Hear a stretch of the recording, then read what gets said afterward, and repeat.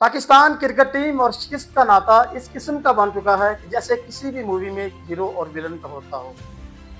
हम पिछले 3 से 4 सालों से शिकस्तों के अंबार तो लगा रहे हैं, लेकिन इसके साथ साथ हमारी बाकी भी चीज़ें on the field, of the field, सभी चीज़ें हमारे अगेंस्ट जा रही हैं।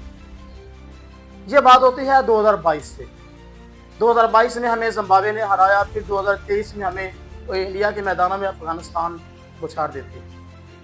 लेकिन क्या है कि जो ही 2023 के ओडीआई वर्ल्ड कप का स्क्वाड अनाउंस करने की बारी आती है तो हमारे नसीम शाह इंजर्ड हो जाते हैं। हम यहाँ तक कि आखिरी दिन तक इंतज़ार करते हैं कि हमारे नसीम शाह फिट होंगे तो हम अपने अनाउंस का फाइनली ऐलान करेंगे। लेकिन क्या है कि ये फैसला हमारे हक में नहीं जाता और हम finally without Naseem Shah ICC ODI world cup में शमूलियत अख्तियार करते हैं। लेकिन उसके बाद हम आए 2024 T20 वर्ल्ड कप। वहाँ हमें यूएसए के ही मैदानों में हरा देता है, जो किसी भी आईसीसी इवेंट में पहली बार पार्टिसिपेट कर रहा है। वो क्या है कि हमारी सीनियर्स जो हमारी फुल स्क्वाड टीम खेल रही है, जिसमें बाबर आजम, रिजवान, शहीन, नसीम, राउफ, इतने बड़े शादाब खान, इतने बड़े नाम खेल रहे हैं हमारी फुल स्ट्रेंथ टीम। लेकिन क्या है कि अमेरिकन हमें किसी भी खातर में नहीं लाते। उसके बाद फिर आती है बात 2025, जहां चैंपियन ट्रॉफी से पहले क्या है कि टेस्ट सीरीज होती हैं। इंग्लैंड हमें हमारी कंडीशंस में एक ही इनिंग में 800-900 रन ला के एक नया रिकॉर्ड बना देता है। उसके बाद बांग्लादेश जो हमारी ही कंडीशंस में हमें वाइट वॉश करता है।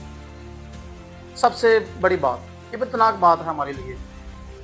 और यहीं तक बात नहीं रुकती। उसके बाद ट्राई सीरीज होती है, जो पाकिस्तान, न्यूजीलैंड, अफ्रीका, फिर न्यूजीलैंड इधर आता है। वो हमें पहले मैच में 350 रन ला के एक ऐलान कर देता है खुलेआम कि पाकिस्तानियों की खैर नहीं है। और यही नहीं, फिर फाइनल में मुकाबला होता है, फिर वही चीज़ कि हमें फिर इब्तनाक शिकस्त का सामना करना पड़ता है। लेकिन उसके बाद बात आती है चैंपियन ट्रॉफी का ऐलान, वही सेम सिचुएशन 2023 का ओडीआई वर्ल्ड कप। वहाँ नसीम शाह इंजर्ड, इधर साइम अयूब ऑलरेडी इंजर्ड।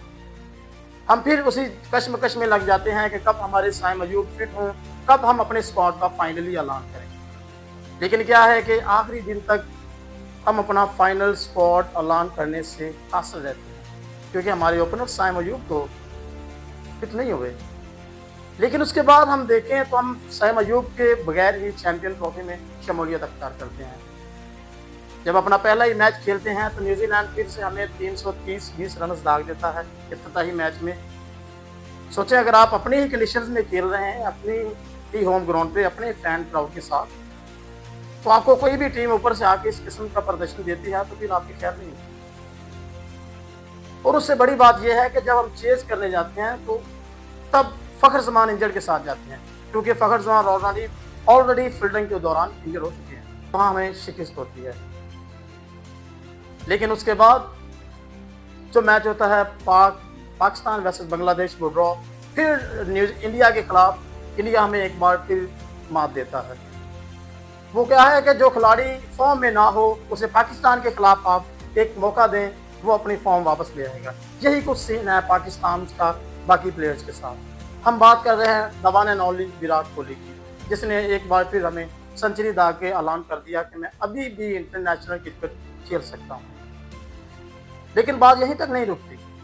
जब बात आती है फाइनल तक, तो कहने को तो पाकिस्तान चैंपियन ट्रॉफी का होस्ट है, लेकिन क्या है कि ना पाकिस्तान फाइनल में, ना फाइनल पाकिस्तान में। दुबई में फाइनल होता है इंडिया वर्सेस न्यूजीलैंड।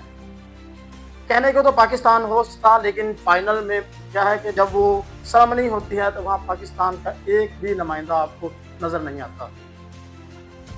लेकिन कहने को बाबू हम चैंपियन ट्रॉफी को होस्ट कर रहे हैं। ठीक है, बात यही नहीं रुकती। यहाँ से फिर चलती है जब हम केवीज के टूर पे जाते हैं। वहाँ हमें T20 सीरीज में एक इब्रतनाक शिकस्त होती है, 4-1 से हम हार जाते हैं। एक मैच हम जीतते हैं, वो भी न जाने किस तरह से, उस बात की अभी तक समझ नहीं आ रही। लेकिन फिर बात आती है ओडीआई की। ओडीआई में पहला मैच हम क्या है कि 249 के 3 होने के बाद 272-71 पे आल हो जाते हैं। ये बात सोचने वाली है कि आपकी टीम एक अच्छा प्रदर्शन दे रही है, आप अच्छी लय में जा रहे हैं, आपको कुछ 13 से 14 ओवर में 90-100 रन करना है, लेकिन क्या है कि फिर आप कोलैप्स कर जाते हैं। ये भी एक सैड बैक था। लेकिन उसके बाद दूसरा ओडीआई, फिर वही सिचुएशन, हम फिर हार गए। लेकिन फिर तीसरी ओडीआई में आए, तो फिर तीसरी ओडीआई में जब हम ओपन करने आते हैं तो इमाम अल्लाह को रनिंग के दौरान बॉल लग जाती है। हम मैच भी हार गए।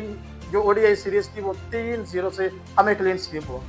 लेकिन उसके बाद एक बात आती है कि खुशदिल शाह का जो मामला बना क्राउड के साथ ऑफ द फील्ड था।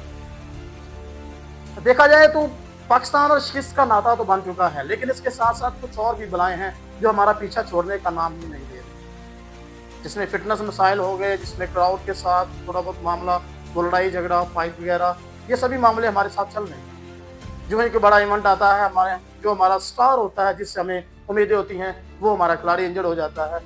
2023 में नसीम शाह, 2025 में देखें तो हमारे चैंपियन ट्रॉफी में साइम अयूब, फिर पहले मैच में फखर जमान, अब तीसरी ओडीआई में इमाम उल हक, फिर खुशदिल शाह का मामला। शिकस्त तो एक तरफ, हार को एक तरफ रखें और इन सभी मामलों को देखें तो ये भी हमारे हक में नहीं जा रहे। देखते हैं कि कमिंग जो सीरीज या इवेंट्स होने वाले हैं उसमें पाकिस्तान के साथ क्या होता है। अगर कंटेंट अच्छा लगे तो like, subscribe, comment and share जरूर कीजिएगा। Thank you.